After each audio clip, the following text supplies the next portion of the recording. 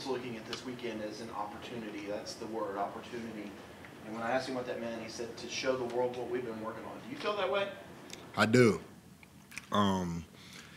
Anytime you get a chance to, go out there and play, it's a once-in-a-lifetime opportunity. It's just such a blessing to be able to play this game at such a high level like we do. But every Saturday or any day that we get to play the sport, it's a great opportunity. So I'm excited for it. Stop and think about it. Like, you're going to walk out on the field Saturday. Georgia's going to be across the way. You're in Atlanta, close to home. Big dome stadium, national TV. Have you thought about that? Not much, honestly. I played there a few times, just like you said, being from Georgia, and we played there in 22. So, it won't be my first time playing there. Won't be my first time just on that stage. So, I haven't really sat back and thought about it, but I'm excited to just walk in there, show what we can do as a team, show what I can do myself, but just looking forward to see how we compete and match up versus them. Barrett, Cade was just in here and he was telling us that Coach Sweeney was saying, hey, there are certain teams that have been preparing and working for the last 12 weeks to be able to play a team like this in the playoffs. You guys get to play them week 1. What feelings does that elicit? It's exciting. His whole message has been playoff ready, game game one, first snap. So to open up against a high caliber opponent like Georgia, like he said, it's really a playoff game, and it's the first week of the season. So it's super exciting. Not many people get this opportunity, so definitely I'm going to make the most of it. But it's exciting to say the least. 20 players from Georgia on Clemson, I guess. Have any of your other teammates kind of spoken with you or just spoken in general about going back home to play in Georgia against Georgia? Yeah, we've all talked about just like how we have a lot of people coming to the game, and just us being from Georgia, we have a bunch of people asking us for tickets and to come watch us. So that's really been the main conversation, just us being from Georgia and having a lot of family from the state. But yeah, we're all just super excited to get back home and play against the in-state team. So it's super exciting.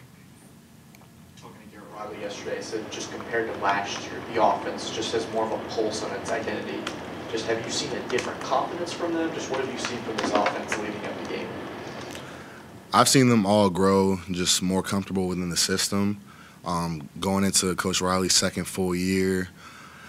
Everyone just really has a true understanding of what he's trying to do, and he really understands his players, and the players really understand him just as a coach and as a man off the field. So I think everyone on the offense is just gaining more confidence because of that, just having him going to his second year.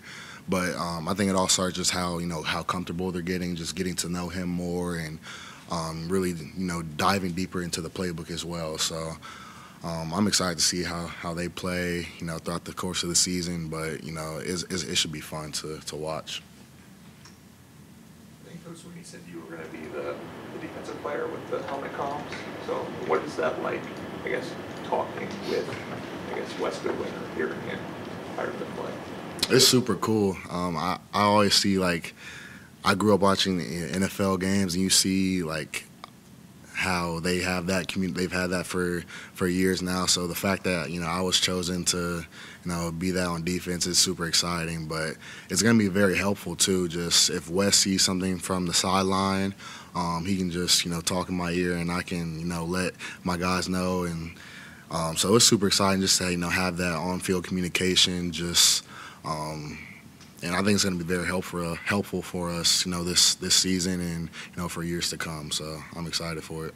What's his voice like through the headset? Sounds like a pretty chill guy. So what does it actually sound like to hear Wes talking? I mean, when he yells, I can barely hear a thing. But when he talks, it's pretty mellow, pretty chill. But yeah, when he yells into it, he just sounds like it's pretty muffled. But it's good. It's a good addition. I'm thinking it's going to be very helpful for us. Does he talk all the way up to the cutoff time, or is it pretty much just to give you a small piece of information? How does he not overflow you with information? It depends. It depends on what the offense is doing. If they're moving fast, he won't really say much into it just because, you know, we have to get lined up fast and have to get the other guys lined up and just a lot of communication on the field. So it really just depends on what the offense is doing. Sometimes he says more than other times, but, you know, it all just depends on, you know, how much time we have to line up and if the offense is moving fast or if they're moving slower. It just depends on that. What stands out about Georgia's offense, and what's it going to take to slow down a unit like that with Carson back and so many other playmakers? What stands out to me is just how explosive they are, just run game and pass game. They do a lot of stuff schematically that makes it challenging for defenses to adjust.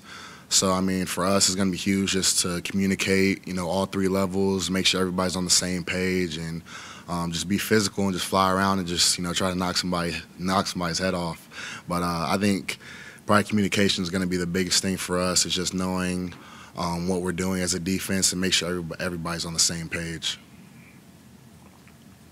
I think, you know, each of Georgia's losses over the past 2 seasons, 3 seasons it was over. It was the team that they faced forced a critical turnover. I guess have those conversations been present in you guys' conversation leading up to the game?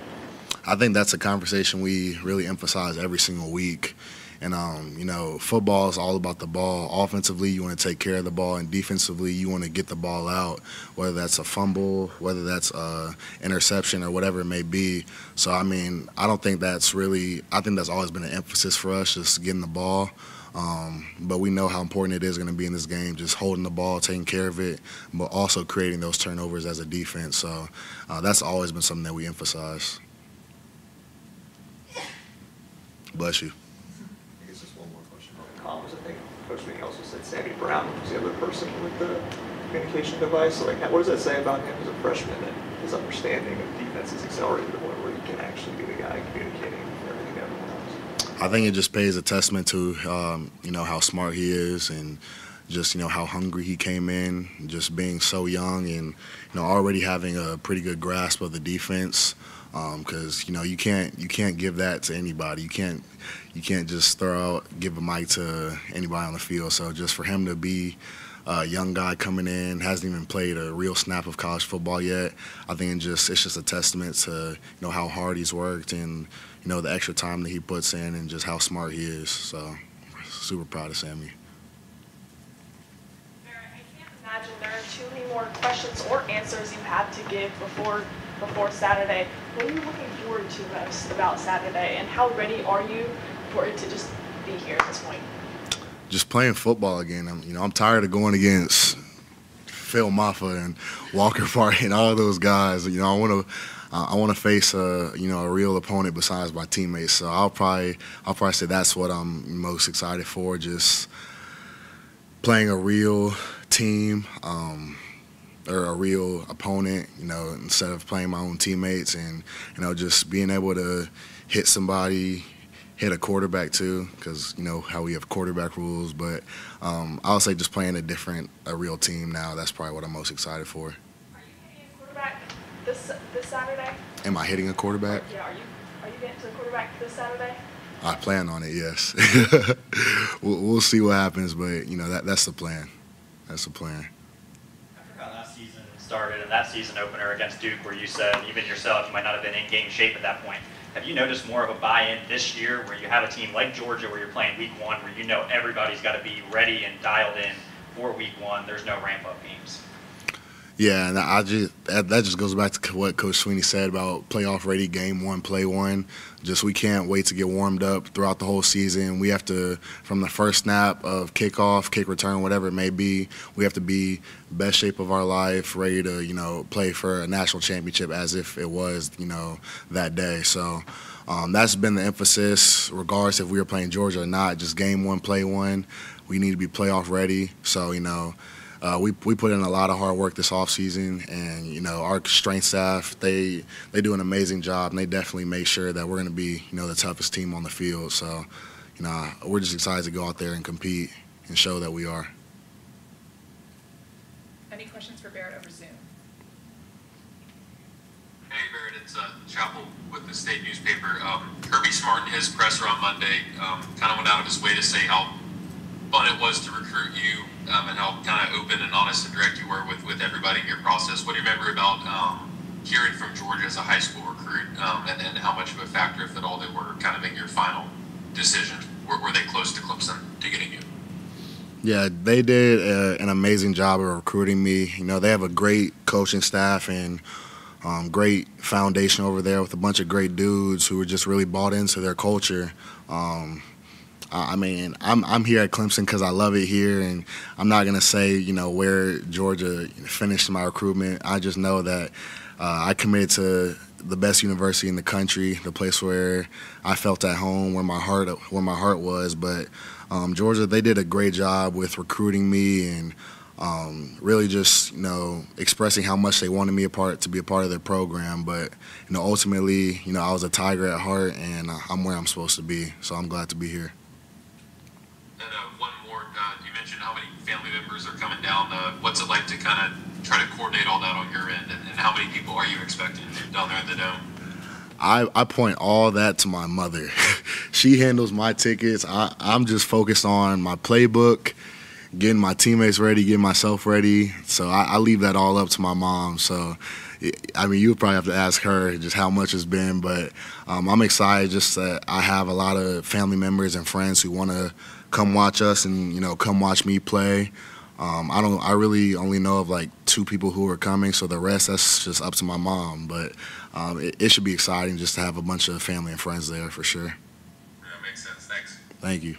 How does preparation look different for a noon game versus a night game? You kind of have to speed up your process, and what I mean by that is if you have a night game, you kind of have time to I guess get all your stuff done. With a noon game, you have to like push all that stuff up, if that makes sense. So like I usually get my suits ready by on Thursday nights, but like I'm probably gonna have to do that tonight just because like we have a night or a noon game, and you know we're traveling. So it's just little stuff like that. You just have to make sure you're prepared in those ways. But I'll just say you have to push your schedule up a little bit. Any additional questions for Barrett? Thank you. Thank y'all.